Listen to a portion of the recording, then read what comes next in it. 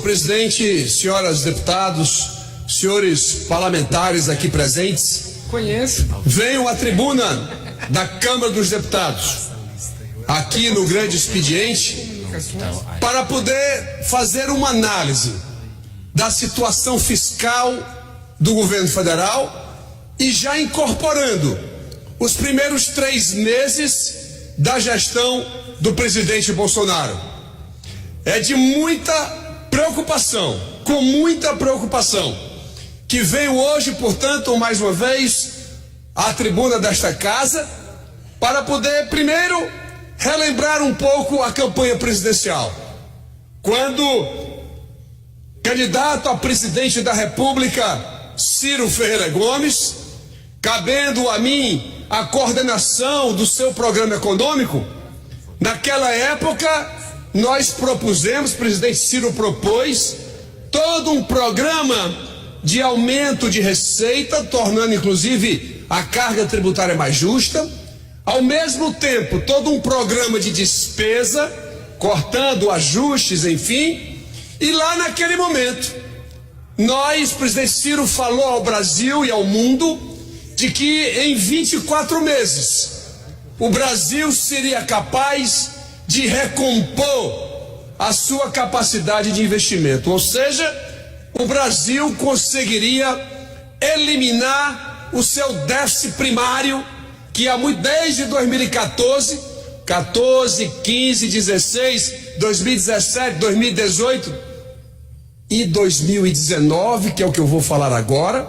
Mas quando o presidente Ciro falou que 24 meses seriam suficientes para obter essa solução, o então colega, companheiro, então candidato a ministro Paulo Guedes, num debate que tivemos numa determinada instituição financeira, lá ele disse que em 12 meses, vou repetir, ele disse que em 12 meses ele seria capaz de resolver o déficit primário do governo federal. Para os nossos telespectadores, o resultado primário nada mais é do que quando você soma todas as receitas e aí vê se dá para pagar as despesas, sem que nas despesas estejam incluídos os pagamentos dos juros da dívida pública. Portanto, o conceito de primário é você levar em conta na despesa o pessoal, o custeio, a previdência e os investimentos. Portanto, os juros da dívida, como também a amortização, fica fora. Então nós chamamos esse resultado de resultado primário. Pois pasmem os brasileiros e brasileiras que nos veem e nos escutam nesse momento. O Brasil, ele não somente não será capaz de resolver esse déficit primário em 2019, portanto, aquilo que foi dito na campanha presidencial foi uma mera falácia de possibilidade de acontecer, diferentemente do que o presidente Ciro propôs naquele momento. E eu vou já elencar algumas dessas medidas, pois o que é mais grave, o nosso país, ele não somente não resolverá o seu problema das suas contas públicas em 2019, a previsão inclusive é um déficit primário em 19 maior, é isso mesmo, um déficit primário maior do que aquele que foi verificado em 2018, de aproximadamente 139 bilhões de reais, que é o valor que está expresso no projeto de lei que envolve a lei de diretrizes orçamentárias, que chegou nesta casa anteontem e que, portanto, já demonstra o total desequilíbrio financeiro que o governo federal está entrando. Aliás, já vinha ainda desde a presidenta Dilma, que em 2014 já apresentou déficit primário negativo e que reproduziu em 2015, inclusive em 2016, até uma certa parte. O que, portanto, esperávamos que isso pudesse ser corrigido, mas infelizmente não é a questão que estamos encontrando. Aliás, o déficit primário de 2019 de 139 bilhões, ele permanece negativo, não somente para o ano, mas ele permanece negativo também até 2022, até o fim, e eu sei lá se chega até o fim o atual governo, porque a previsão econômica dos números apresentados pelo próprio governo é de que esse déficit primário não seja resolvido até 2022. E o primeiro indício desse desequilíbrio de tamanha monta, de tamanha magnitude, está fazendo com que os gastos com educação, por exemplo, com os gastos de saúde, com os gastos de segurança pública, quando você compara esses 3 meses ou anualizado, como queira, você observa uma redução nos valores, portanto, na capacidade do governo federal de poder, portanto, atender às demandas da população brasileira. Ora, se não resolve em 2019 e não se resolve até 2022, para onde estão indo esses recursos que cada vez ficam menores na gestão primária? Entretanto, na legislação brasileira, existe controle para pessoal, existe controle através do teto dos gastos para as despesas primárias como um todo, mas não há nenhum limite para as despesas financeiras, portanto, gasto com juros e com amortizações que o Brasil tem que enfrentar todo mês, todo ano. Ora, vejam só, o Brasil aplica um privilégio, senhor presidente, lá através do Banco Central, chamado operações compromissadas. O sistema bancário brasileiro, quando termina o seu dia, e aí as sobras de caixas existentes dentro desse tal mercado do sistema financeiro, sabe o que é que acontece, senhoras e senhores? O Banco Central, ele tem um mecanismo chamado operação compromissada, aonde ele vende títulos do Tesouro para o mercado, recebe esse dinheiro de volta e paga juros, pagará a Selic, e aí esse prazo que era para ser pelo Tesouro de 36 meses, de 60 meses, de 10 anos, o Banco Central, ele dá esse título com compromisso de recompra de 4 dias, de 20 dias ou de prazo médio de 30 dias, o que significa, brasileiros e brasileiras, que o Banco Central está entregando por ano, só nesse manejo equivocado de fazer esse fechamento da sobra de caixa sob o pretexto de enxugar a liquidez da moeda brasileira, o Banco Central, aliás, no fundo, na realidade, quem está pagando tudo isso é o Tesouro Nacional. São os brasileiros que dos quase 390 bilhões de juros que foram pagos na dívida pública, 82 bilhões se referem exclusivamente a essas operações compromissadas, que hoje já representam quase 18% do produto interno bruto brasileiro, que representa praticamente 1/4, 25% do total da dívida brasileira, que cresce exponencialmente. E aí está o grande componente de gasto que o governo federal está fazendo, e ninguém fala nisso. Parece que é um assunto, senhor presidente, senhores deputados, senhoras parlamentares, parece que é um assunto proibido de se falar aqui no Brasil, porque 82 bilhões, aliás, a moda agora é multiplicar por 10 anos. Então, 82 bilhões multiplicado por 10 são 820 bilhões de reais. Dá de chinelo na reforma da Previdência. Muito mais rápido, muito mais justo socialmente, não recai sobre o menos favorecido, e essa é uma reflexão que eu estou, portanto, buscando aqui na Câmara dos Deputados, para que o Brasil possa acordar para essa gestão que é equivocada. Aliás, há uma diferença entre o valor da dívida pública brasileira que o Tesouro diz que tem e o valor real da dívida pública que é expresso lá no Banco Central.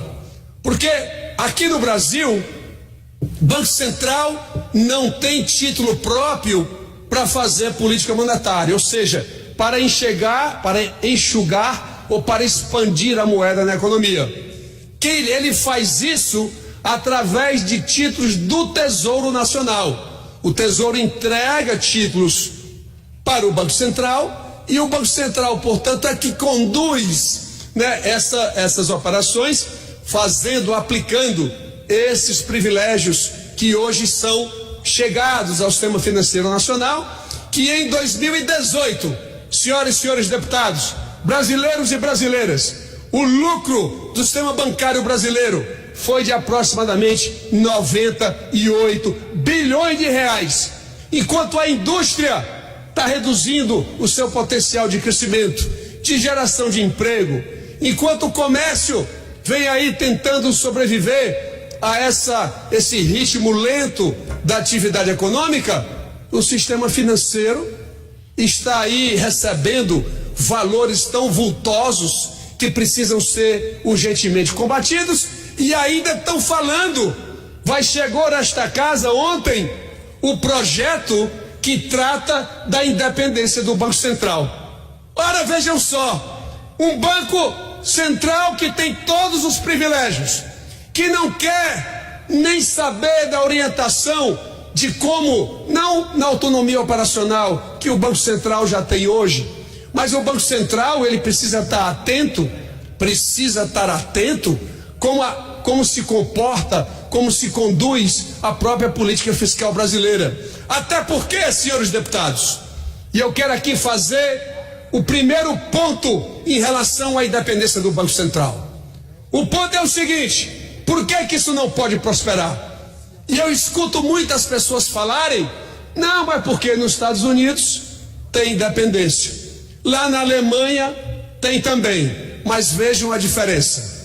Nesses países, senhores deputados, o Banco Central tem independência para fazer a política monetária somente. Aqui no Brasil, a independência é para a política monetária e para a fiscalização dos bancos. A agência de fiscalização dos bancos tem que ser uma ação fora do Banco Central. Você não pode ficar ali negociando taxa de juros e ao mesmo tempo está combinando fiscalização com o sistema bancário brasileiro. A Câmara dos Deputados vai ter que acordar muito para esse ponto, que com certeza no momento oportuno nós vamos discutir essa matéria, para que não se fique falando se é contra ou a favor de banco. Não é isso. O sistema financeiro é importante para a atividade do crédito que as empresas precisam, e eu não tenho dúvida que essa discussão vai ficar cada vez mais abalizada. Deputado Mauro, pois não, deputado Edmilson. Tive o privilégio de, no meu primeiro mandato, o anterior a este, conviver com o pai de Vossa Excelência, sua sabedoria, sua gentileza, fraternidade, e agora ter o privilégio de conviver com Vossa Excelência. Dizer que nós não podemos, por principismo, ser contra mudanças num país onde há tanta desigualdade e onde as instituições são tão imperfeitas, como todas são. Então, quando se fala em reformar alguma coisa, pode-se pensar em qual tipo de reforma. Acho que me incomoda muito que tanto o Temer quanto o atual governo tenham mandado projetos para cá sem a seriedade de, coordenados por uma equipe econômica, contratar, até de órgãos independentes, cálculos complexos como cálculos atuariais, colaborar com estados e municípios, seus regimes próprios, para ajudar nesse trabalho de diagnóstico e de projeção do sistema, não é? Não foi feito. Até hoje não há respostas. Você vai economizar em 10 anos, como Vossa Excelência fez referência, 1.165 bi, mas pergunta, como é que isso está dividido entre as classes sociais brasileiras? Como é que você diz que combate privilégios se não tem nenhum compromisso com a reversão dessa estrutura regressiva tributária brasileira, por exemplo? Então, o estudo coordenado por um colega seu, economista, Eduardo Fagnani, da Unicamp, encomendado até pelas entidades Anfip e Fenafisco, mostram que é possível até economizar 1.570 tri, aumentando o imposto de renda para 35% e para 40%, e não mais 27,5%, para os salários superiores, respectivamente, a 40 mil ou 60 mil. Esse pode ser um caminho? Pode, não é o único, mas apenas mostra-se que ao invés de 1.160.000 ou algo próximo disso, você pode até economizar quase 1 trilhão, aliás, 1.600.000.000. Só que o governo prefere jogar sem nenhuma responsabilidade, sem nenhum cálculo sério, uma proposta que vai atingir assalariados de até 3 salários mínimos na ordem de 35 milhões, quando se inclui os aposentados, os idosos muito pobres, enfim, os pensionistas, etc. Então, há caminhos diferentes. Queria parabenizar Vossa Excelência quando analisa o sistema da dívida, essas operações compromissadas, mostrando que há caminhos, se o governo quiser realmente combater privilégios. Eu queria só agradecer, pedir desculpa por ter me alongado e fazer uma proposta. Vamos ser parceiros na CMO para debater essa questão da autonomia do Banco Central. Eu já estou preparando, a minha equipe preparando uma proposta. Quem sabe a gente faz um grande debate sobre o tema. Eu agradeço a Vossa Excelência pelo estímulo que me dá na tarde de hoje, e também ao mesmo tempo, deputado Edmilson, dizer que ano passado o presidente do Banco Central não veio à CMO.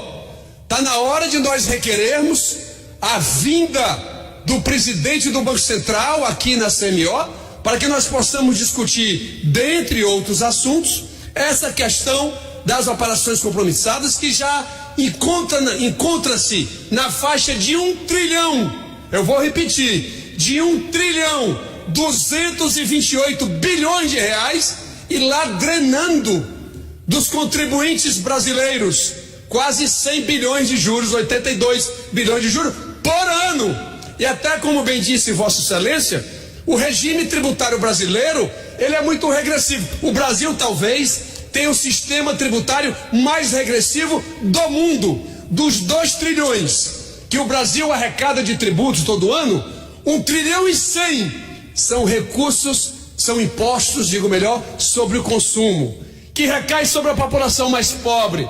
Se nós olharmos, por exemplo, o imposto sobre propriedade, nós vamos encontrar uma receita de 394 bilhões. É a total característica de que o rico não paga praticamente nada. É por isso que durante a campanha presidencial, o presidente Ciro e a nossa equipe, lá ele reverberou isso com muita proficiência, que está na hora de nós criarmos um imposto de renda sobre a distribuição de lucros e dividendos, que o Brasil e a Estônia não têm. Mesmo que você recalibre para baixo o imposto de renda da pessoa jurídica. E eu escuto ainda aqui e acolá pessoas dizendo assim: não, mas no momento, professor Mauro Filho, mas aí o senhor vai estar fazendo bitributação.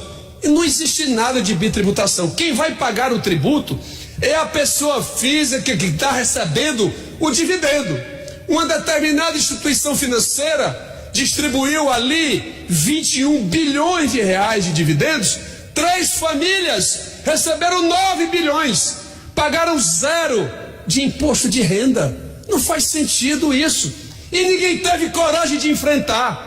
Nós que trabalhamos juntos, inclusive, durante tempo, com o próprio presidente Lula, com a presidenta Dilma, nem lá se teve coragem de se fazer. Por isso que o presidente Ciro propôs na campanha presidencial, para que ficasse claramente conhecida essa proposta, para que nós pudéssemos. Isso, a simulação era a seguinte: cria o imposto de renda sobre lucros e dividendos, recalibra o imposto de renda sobre